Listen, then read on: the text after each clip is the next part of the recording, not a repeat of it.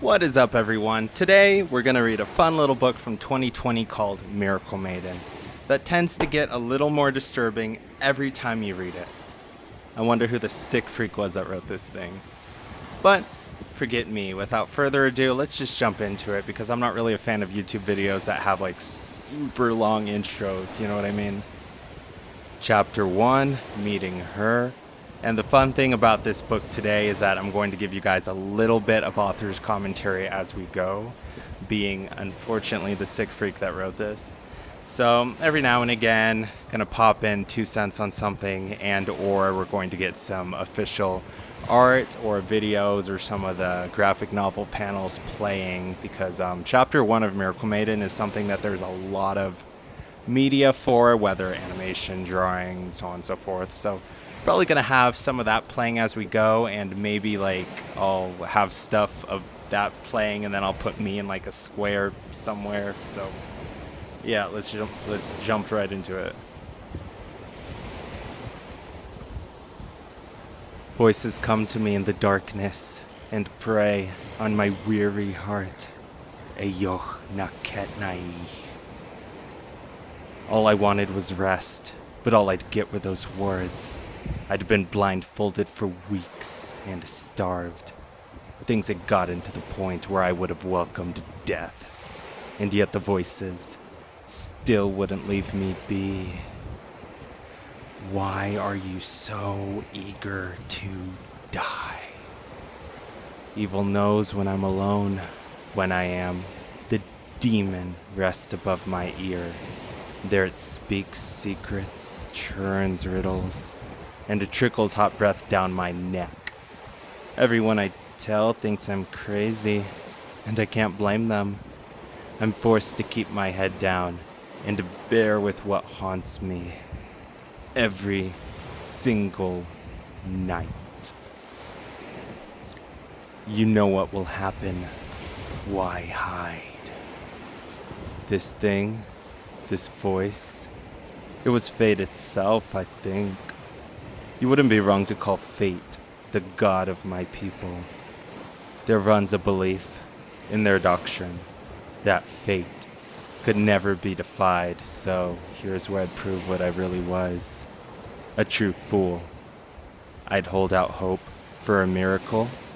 I'd try to defy fate, or gladly die trying. No, that's not chapter 1, but that is really the intro to the book, the intro little 3 paragraphs. So this is hopefully the extra art, panels, animation stuff that I'm putting up in edit is fun. This is a series that I'm incredibly dedicated to, but beyond that, the funny thing about, if you look at some of the older videos I've done right for this, there's 2 things I want to note on with the intro. The first is about the intro itself. The second is about also the intro itself. I think intentionality would be the correct term to use with the intro of Miracle Maiden. But if you look to even like the way beginning of the channel, right, I've done audio recordings of chapter 1 in the past. And the funny thing is that when I write a book, right, when I personally write a book, there's 2 ways you can go about it, by and large. You can write a book and focus on how it will sound if someone's reading in their head. I write my books to be written out loud, so if you like compare how I'm reading this to like the first video, I think it was like the second video I ever did on this channel, the audio recording of chapter 1 of Miracle Maiden. I think it was 2022 I did it, so like 3 years ago. But even if you compare the way I'm reading this now and go back to there and look at like pronunciations, how I stress things, the tempo, it's all pretty much going to be the same, which is just kind of something funny, I think. The second thing about the chapter, or the intro for Miracle Maiden, chapter 1, Meeting Her, is probably can't see this, but Miracle Maiden has this nice 1 on the side right, because there's Miracle Maiden, there's the Master of the Eclipse, Lady of Light, King of Sinners in this series so far, and it's going to be a decently long series. And it's a very lore-heavy series. You think of like Five Nights at Freddy's. It's kind of got that Doki Doki Literature Club thing going too, to where the rug gradually gets pulled out from under you. Everything you think you know about this series after you read Miracle Maiden will keep being reinvented every single time in just horrifyingly incredible ways, I feel. But the most important thing is what I've done with the intro. I think the intro is the most important thing in the entirety of this series, especially in Miracle Maiden, because of that word intentionality. There's intention behind the intro of Miracle Maiden, so that no matter how far the series goes, all the things that look like twists and turns, as the series goes on, you will be able to go back to this intro. And the things that aren't apparent now about the intro, once you know the entirety of the series front to back, it will tell you everything that was to come, and you will know at the end of the series that there was intentionality from the get-go. There's so many little things hiding in this intro that you just cannot pick up on, that just seems kind of, innocent, nothing in the grander scope of things, just kind of the obvious thing that our MC is being haunted by demons. It seems that simple. But there's so much loaded language, so much lore behind these words, and that's something that's really important to me. Is as someone who grew up with like Five Nights at Freddy's, Doki Doki, Undertale, some of those lore-heavy horror indie things, that's the boat I fall into also, is like that lore-heavy indie horror mystery sort of thing. Think of like a Higurashi When They Cry. It's a great anime if you've never seen it. Horror. It's kind of similar to my writings in terms of tone, but something as much as I love a lot of series, you can definitely tell sometimes with series, right, to where lore they were, not that this is necessarily a bad thing and you can't always know every single thing you're going to do from the get-go, but with a lot of series, I feel like the lore is kind of figuring itself out as the series goes on, right? And this is something that I was scared about with my books, is that it would kind of look like I'm figuring stuff out as I go on. So this intro is my Hail Mary. It's my, you think of Five Nights at Freddy's with the, what was it, FNAF 3 or 4, with the chest that, the hidden chest that never gets open, that was supposed to like have all the secrets or something in it. That is that chest for me, this intro. So it protects me so that at the end of the series, when people think, oh, he was BSing as he went on, I will be able to turn back to this and say it was here, it was here, it was here, it was here. So it's something that I'm very fond of, and it's like the most important thing in this entire series, this intro. But beyond that, let's keep going, because I've been ranting on for a bit. Author's commentary probably will be a lot less from this point on, so thank you for bearing with me. But as we go on out of the intro, we read... I gotta catch my breath. A void of shadow stood around me. My abductors had been leading me for a while, and at long last their footsteps ceased. I had no more strength. When someone nudged me from behind, I went crashing down and was lucky not to crack my head open. And was lucky not to crack my head open. I stumbled that. I thought I was going to like fix the stumble I kind of had on that, and then I stumbled worse. I should have went with it. Continuing on. On the ground, a silk-like hand graced me. It worked its way down my face and yanked away my blindfold. So ensued the first time I saw a certain young woman with pale blonde hair. Her skin glistened, and her dress was just as regal. I laid on my belly and looked to her for answers. She didn't look back. Instead, her eyes flew beyond me. "You fools," she cried. "What were you thinking?" Our expedition held some complications, said a scruffy voice. Loshki, don't you dare try to pass this off. My lady, this girl, silence, she cried again, flailing her arms. Get out of my sight before I hand you back to those sadists as retribution. Quiet ensued. My gaze stayed on the woman. She seemed intent on putting Loshki to death with her eyes. He must have backed down, because I heard footsteps leak away from behind. Slowly, oh so slowly, I heard the creak of a door, and then it closed. I was gonna keep reading, but so we got Loshki's introduction, and then we have a certain pale blonde-haired lady. But Loshki, oh my goodness, Loshki is very fun to keep in mind because you go through Miracle Maiden, right? And then if you keep on with the series, which the good thing about the series is I write it to where, you kind of think like maybe like the MCU movies or whatever. Like you can, if you want to, you could just watch like the 3 Captain Americas and call it a day. You don't have to like keep on with the grander scope. Same thing with my writing. So if you're reading just Miracle Maiden, it's a self-contained story. But the fun thing is if you read the others, then, just keeping Loshki in mind, the entirety of this book, how relevant he is, and then kind of a drop-off, shall we say, for certain reasons. But it's just lingering. I don't want to over-spoil, but it's very interesting here, how we kind of start out with the series, in general. Kind of how we started, where we're going. And so it's going to be a lot of fun where you have this simple opening with a certain blonde lady, Loshki, and our MC. This is how you started, and it's going to be interesting. You have these 3 to start to see where we end in the series. And that's another thing that I've done to protect myself, like even down to thematic, metaphorical stuff, shall we say.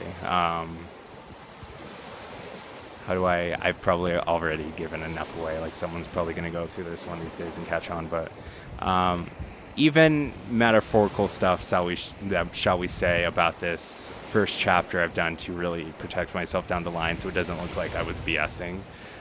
That way you'll be able to go through the entirety of the series.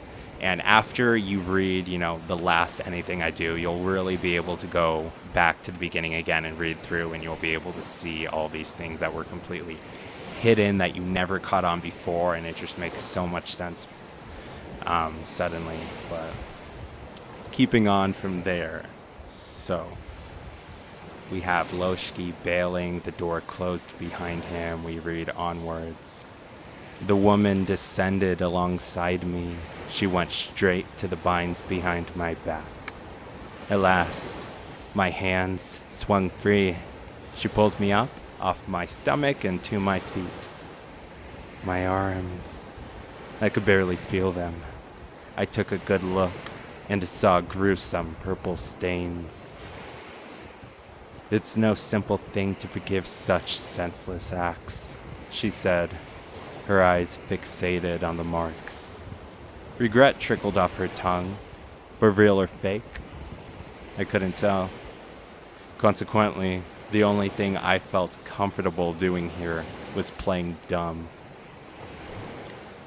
Still, I'm thankful for your kindness, I squeaked like a toddler. I'm very, very thankful. Of course.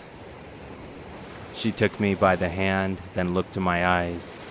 Her eyes were soft and kind, but I could tell there was something hidden within them. You must be hungry, she said. Shall we see to that, my dear? That would be wonderful. Thank you. I used to think I was thin before, but that was nothing compared to the skeleton I was now. I was desperate for anything she'd give me. She led me by the hand and through the room. It was laden with silks, fine tapestries, and all sorts of regal frills. She sat me at a table, and then she started to give requests to a servant for all sorts of foods I'd never heard of. I snuck glances in the meantime. Something about the paintings strewn about was really tipping me off. I could swear I'd seen them before, but that couldn't be the case, right? In the midst of my confusion, a servant laid down a tray of sizzling hot food. Two more followed right behind, and they each did the same. Saliva started to beam from my mouth. My eyes went wide. Eat, young one. My stomach roared. I was too shocked to eat, despite how much I wanted to. She brushed away at my long, pitch-black bangs and gave me a little smile. Is food uncommon where you come from? She said. Please, my dear, eat. Off reading for a second. I'm going to try to slope this down in the future. I'm just realizing now how high I've been holding it. Is that like overly blocked off?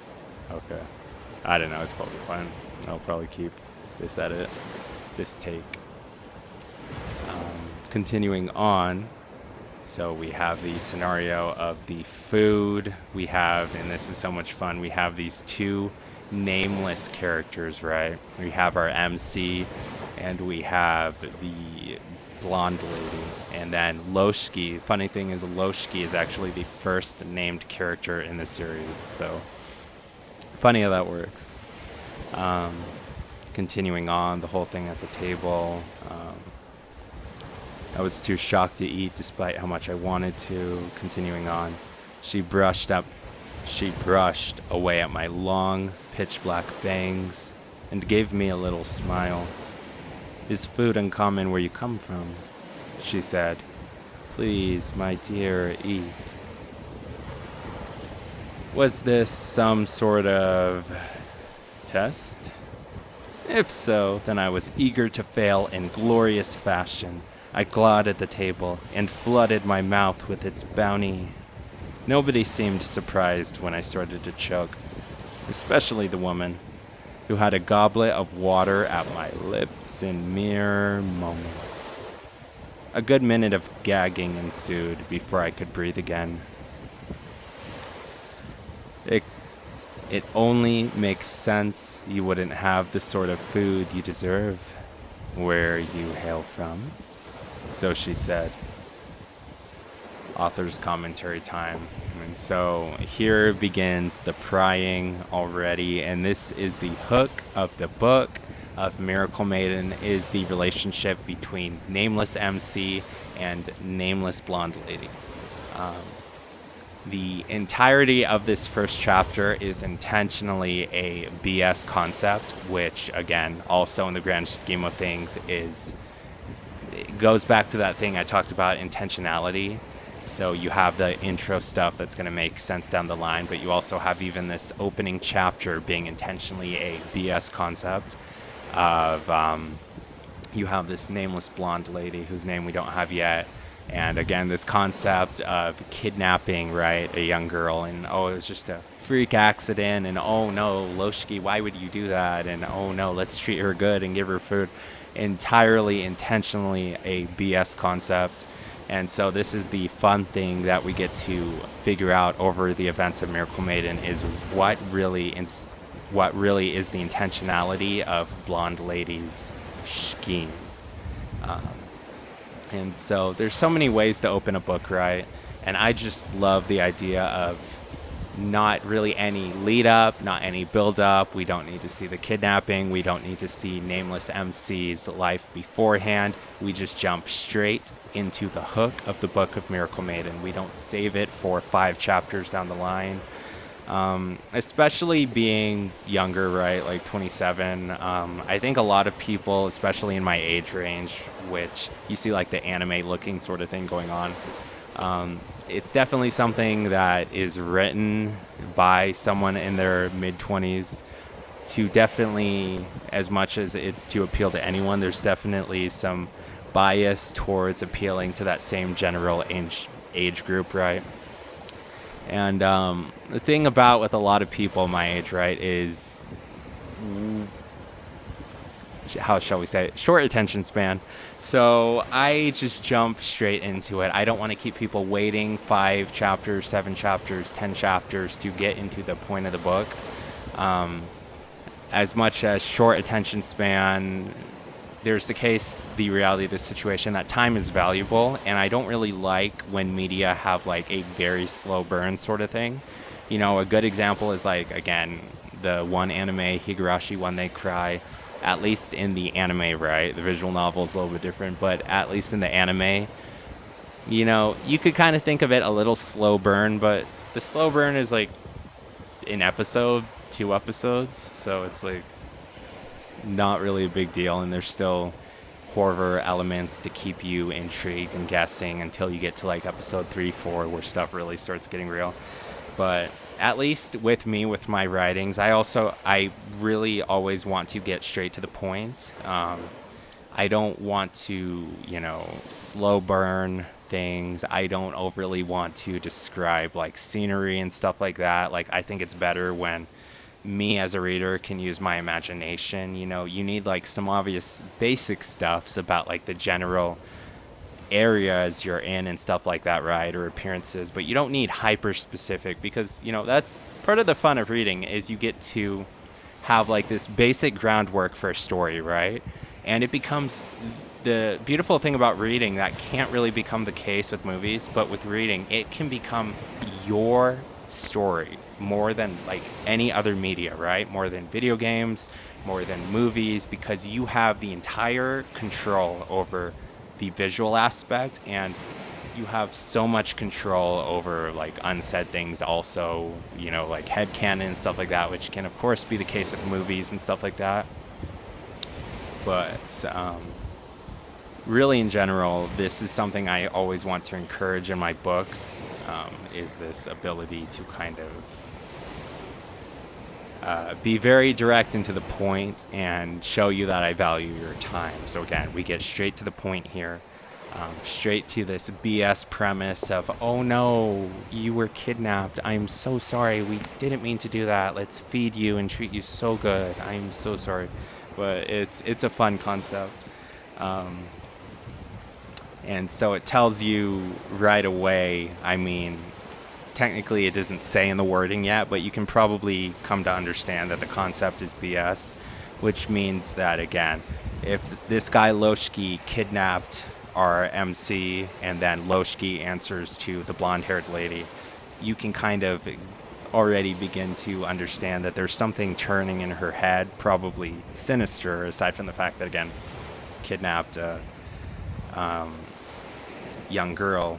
But yeah, so here's where we finally get a name. So there was that prying question, that subtle question. It only makes sense you wouldn't have the sort of food you deserve where you hail from. So she said. My eyes stayed on hers, and this is beautiful. This is beautiful. Watch this. I wanted to try one more time to see if she'd tip her hand. And there's a lot of ETC things like that I do with these books. I want to show that sort of light and L dynamic with our MC and the blonde-haired lady. So immediately when the blonde-haired lady starts her prying, right? Immediately when she starts prying, then we have MC doing the same thing back. I want to try one more time to see if she'd tip her hand. So we have this subtle question about where MC hails from, trying to pry into that. And then she replies back, "You're right," I said, still doing that squeaky childish thing, right, to act innocent. So there's so much posturing both ways. It's a lot of fun. I really didn't, but I wish I had. Food from there isn't nearly as nice as what you have, miss. And this is MC. She's like, I want a name. I'm probably not going to know who this is, but on the off chance maybe I can get something off her name or angle it somehow. So she asked the name or kind of forces blonde-haired lady to give it, right? And she's still doing the acting like a dumb, innocent child, squeaky voice thing, posturing, acting dumb and innocent. We get that response, Miyune, but you can call me Miyu. So we finally got that first name. So we got Loshiki, we got blonde-haired lady whose name is Miyune, and then we have MC. And again, funny thing here is we don't even have our MC's name yet. We're 4 pages in. We have Loshiki, Miyune. We have, quote-unquote, like the bad guys, right? But we don't actually have MC's name. And so this is one of those things where I'm not really afraid to do things, quote-unquote, unconventional maybe, or stuff like that. So we don't need to see how a basic day in MC's life. We don't need her name yet. It's not a big deal. This is part of the beauty of stories, is that you get to jump in and you get to kind of headcanon and wonder about all these things. You get to use your imagination, you know. So much magic. We lose so much magic in stories when we overly try to tell everything about the MC. Where, you know, the important thing with a book is this fun, awesome core premise and plot, and the rest can file out around it. And if there's something that isn't filed out around it, as long as you have the awesome core premise, then the rest, the reader gets the headcanon, and it's so much fun. So, yeah. So, Miyune, but you can call me Miyu. My eyes couldn't decipher anything. Only my ears were getting me anywhere. It's the name I used to go by, she said, once upon a time. Something was amiss with those words. But what? Usually, I was good at this type of thing. So it surprised me when I couldn't get a read on her. Again, posturing, they're both thinking both ways. MC is analyzing everything about Miyune that she can, just trying to figure out anything. And this next thing is we have MC's posturing, we have Miyune's posturing, and then we have the world itself testifying to something next. My lips stammered around, trying to recreate the way she'd said her name. Miyu,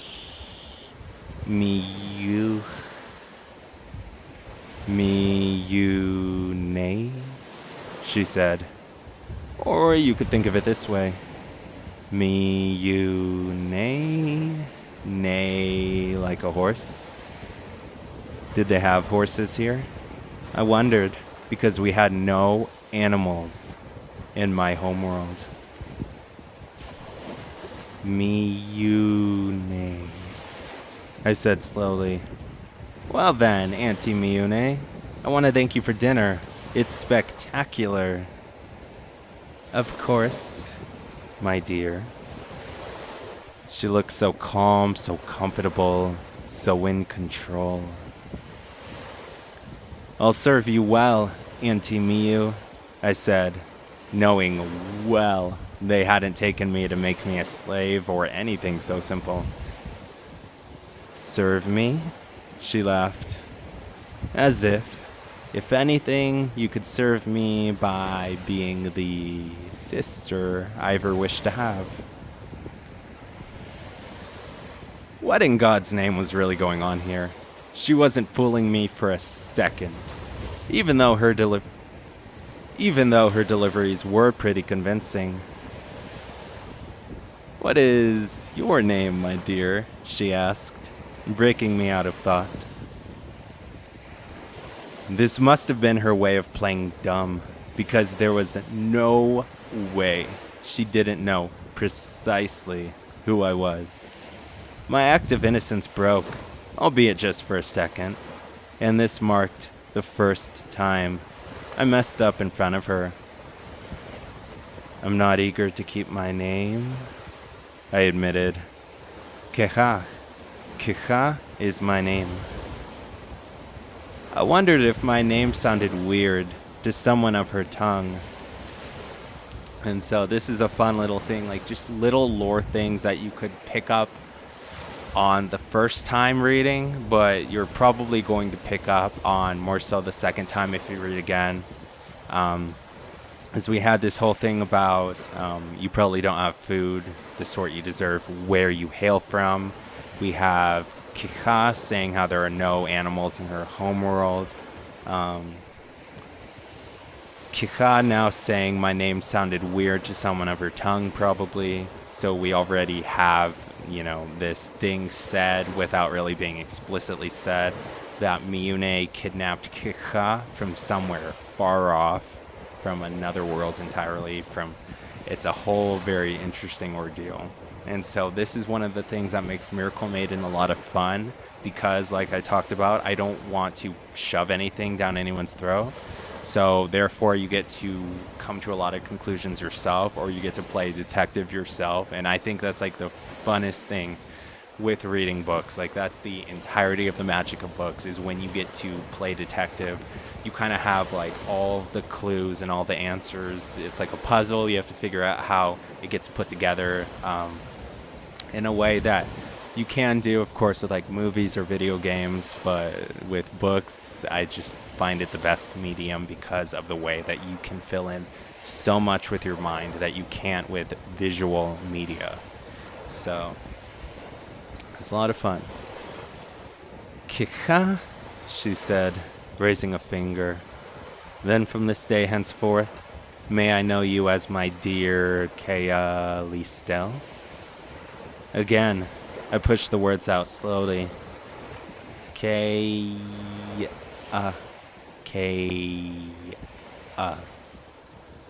Names in this language were difficult for me, and what Listel meant, I could only imagine. Still, anything was better than retaining my surname. I hated my bloodline. All the scars that painted me from head to toe stood testament to the sort of character my family had. I really do like the sound of that, I said. Thank you. And how old are you, young one? As if she didn't already know. 14, I told her. And this next sentence I love in the aspect of it's something that Kika or Kea, whichever term we want to use now, I kind of like prefer Kika, but out of habit I do Kea, because most of the time writing Kea, so I'm probably gonna say Kea most of the time, but I kind of prefer Kika. It's just a fun name, just the Kha. It's a lot of fun. But this next response after Kika says she's 14, this is something I love about Miyune, to where sometimes Miyune just rubs it in your face that she's BSing, because again, this is one of those things where who talks like this? Who does this? A fine age. That is still more than young enough to experience the world in a way the aged cannot understand. That in itself is quite a blessing. Her words had a special rhythm to them that made everything she said sound elegant. I nodded, smiled, and went along with her little game. Yes, very true. Such energy, she sighed, a grin embroidered onto her face. That'll suit you well with us. Closing paragraph. Yes, I could only hope so, because whether I liked it or not, I was stuck with her for the foreseeable future. Could I run? Of course. I was adept, swift enough. I could probably escape. Except in a place I did not know. There wouldn't be much of a point. Where could I run to? So yes, I was all but bound to whatever fate she had in store for me. And yet the last thing on my mind was giving up. We did it. So that is chapter 1 of Miracle Maiden. sure we've had some graphics and videos playing. I want to do chapter 2 very, very soon here, in the next few days, ideally. The fun thing, if you see this though, and chapter 2 isn't up with the commentary, is, I have done readings of chapter 2 in the past that you could look at. There is the visual novel, manga-inspired rendition of chapter 2 posted in one of the videos on the channel that you can look at. There's a visual novel style video that goes through the back 90% of chapter 2 on the channel, so there's a lot of ways that you can experience chapter 2 early. There's, of course, also the book. The physical book probably wouldn't get to you by the time chapter 2's up. There's ebook. But yeah, no, so chapter 2 we're going to do very soon here, and hopefully I haven't been rambling too bad. So again, chapter 1, the entirety of it is as much as, right, with any book in the opening area, first few chapters, you need to set things up. Obviously, we do that. We get these names, Kika, Loshiki, Miune. We get these little introductions. We get some little hints like Kea. There I go again. Kea, Kika, being from somewhere far off. These things about hating her bloodline. There's a lot of mystery here, and Miune's BSing on something. Clearly, Kikad knows things about herself.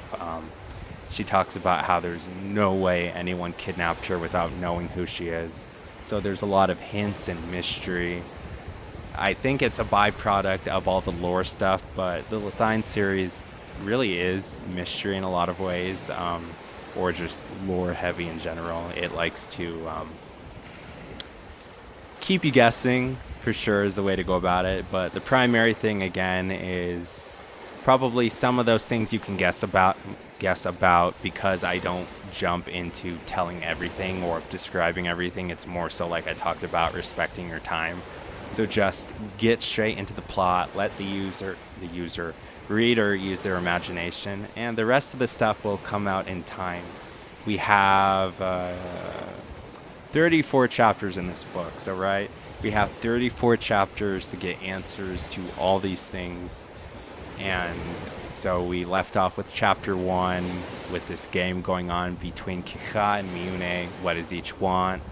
What is Miune after? What is Kika trying to do with her life? Who is she? What's so special about her? And chapter 2, Old Demons, is the next chapter in this book that we'll do next time.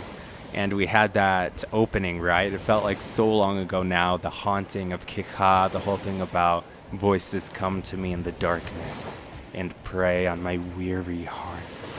The demon rests above my ear. This voice, I think it was fate itself, the god of my people. So with the demons that we saw in chapter 2 called Old Demons, it's probably a pretty safe bet we're going to see some interesting things in that chapter, some spooky-ooky things, so it'll be a lot of fun. So I hope to see you all next time. Thank you so much for being here with me for this. Lights out.